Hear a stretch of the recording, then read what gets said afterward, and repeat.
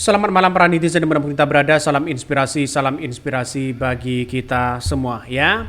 Yang awalnya 11 polisi yang kemudian diperiksa terkait dengan pembubaran diskusi diaspora atau FTA oleh preman-preman yang tidak bertanggung jawab. Ya, kemudian ada 11 polisi yang kemudian mereka diperiksa dan sekarang bertambah menjadi 30 polisi. Wah, ini semakin panjang urusannya begitu kan ya. Kenapa? Karena Pak Kapolri sendiri turun tangan. Ya, Pak Sigit langsung ya yang turun tangan di bawah begitu.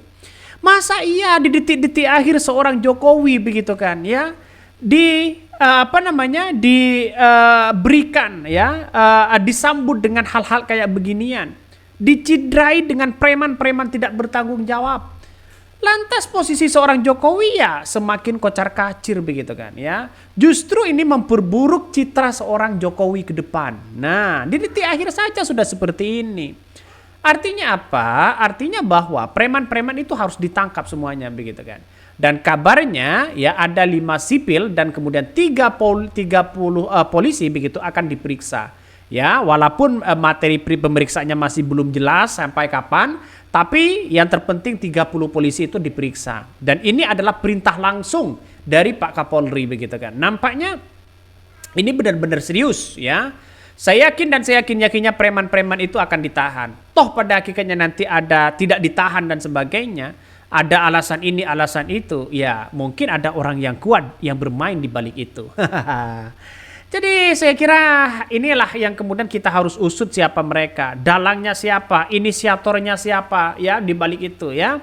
Dan dengan adanya bukti-bukti seperti ini sudah dipertontonkan kepada masyarakat Indonesia. Ada bukti di situ, ada pelukannya ya. Dengan CCTV yang ada ya. Coba kita baca ya, preman yang mana? Jangan alihkan kesalahan pada polisi demi mengamankan preman.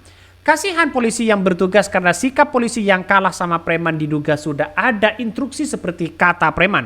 Perintah atasan, jangan rusak marwah Polri karena preman. Betul begitu kan? Artinya apa? Kalau ada preman yang mengatakan ini adalah perintah atasan, wah ini kacau begitu kan ya. Ini harus ditelusuri orang-orang seperti itu. Siapa yang menjadi inisiator? Siapa yang kemudian perintah atasan itu begitu kan? Nah, kita lihat saja nantinya. Bahkan seolah-olah preman membentak polisi begitu. Saya dari beberapa CCTV yang ada, banyak pihak-pihak kepolisian yang mengawasi dan banyak pihak-pihak kepolisian yang kemudian berada di tengah untuk selalu melindungi begitu kan ya, agar tidak terjadi keributan. Tapi kita lihat saja ini harus diperiksa biar adil lah begitu kan ya. Jadi artinya apa? Artinya hal-hal kayak begituan ya ini harus benar-benar diperiksa, terutama preman itu. Makanya pihak kepolisian sebagai penegak di situ jangan kalah, sebagai aparat di situ jangan kalah sama preman. Kita hidup berada di negara demokrasi ya bukan berada ya hidup di negara Orde Baru ya pada saat itu, di mana preman akan menjadi kekuatan ya. Coba kita lihat saja nantinya. Dan ini sudah meyakinkan bahwa hal-hal seperti itu ada inisiatornya.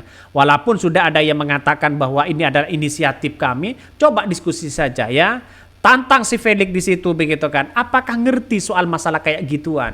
Coba tanya mereka, padahal mereka tidak ngerti apa-apa ya.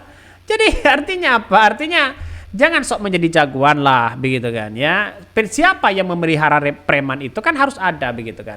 Inisiatornya siapa ya, lalu kemudian kata-kata perintah atasannya itu siapa, biar adil lah negara kita bos ya. Coba kita baca ya, ini semakin menarik. 30 polisi diperiksa imbas pembubaran diskusi di Kemang ya.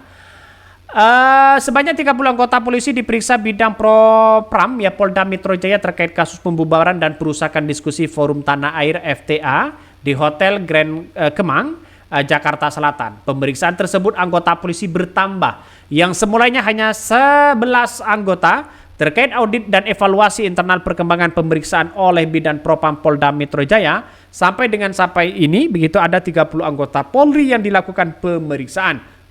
Meski begitu, pihaknya belum membeberkan pada saja materi pemeriksaan terhadap puluhan polisi yang berada di lokasi saat pembubaran diskusi terjadi. Bahkan tak hanya itu, Adi mengatakan sebanyak 6 orang warga sipil juga dilakukan pengambilan keterangan sebagai saksi yang mengetahui terjadinya dengan tindakan pidana tersebut. Ngeri-ngeri sedap.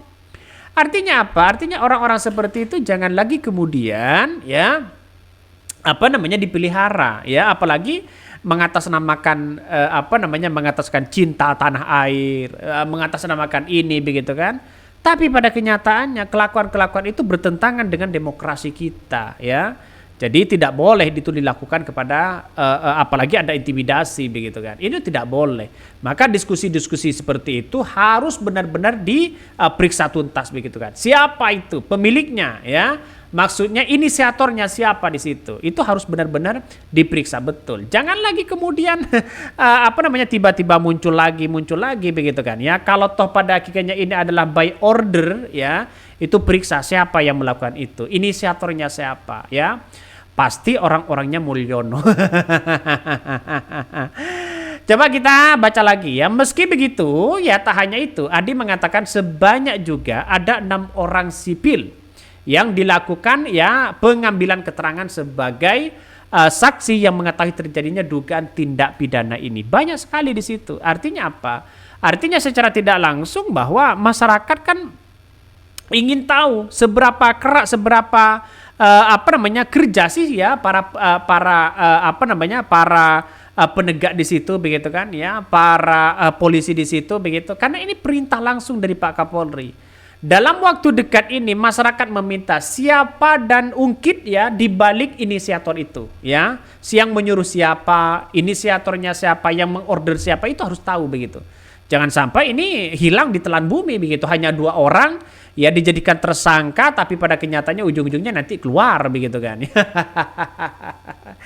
Ya negara kita begitu kan. Saya tidak percaya dengan adanya situasi seperti itu begitu kan. Ya bisa saja ini sandiwara. Makanya ya pihak-pihak kepolisian harus benar-benar memeriksa orang dan hukum seadil-adilnya begitu kan. Artinya apa? Artinya jangan sampai lagi ada preman-preman seperti itu membubarkan diskusi-diskusi itu. Ini perintah langsung dari Pak Sigit begitu kan. Tidak mentolerir, itu sudah jelas begitu. Saya garis bawahi ya, tidak akan mentolerir. Artinya apa? Siapapun tidak akan pandang bulu dijeploskan kepada penjara. Nah, dengan adanya seperti ini, maka masyarakat harus kita lihat begitu kan. Ya, kita awasi betul. Sebelumnya Polda Metro Jaya mengungkapkan peran 5 orang yang terindikasi sebagai pelaku pembubaran dan perusakan diskusi di Hotel Grand Kemang, Jakarta Selatan Sabtu pagi. Ya, kelima orang ya sudah ditangkap. Bahkan ia menyebutkan ya pria berinisial FEK ya berperan sebagai koordinator lapangan aksi. Kemudian GW orang yang masuk ke dalam ruangan seminar merusak. Berikutnya pelaku JJ juga berperan ya masuk ke dalam untuk membubarkan sampai merusak. Bahkan ya terakhir adalah pelaku MDM ya hampir sama, yaitu pembubaran dan merusak yang ada di dalam gedung.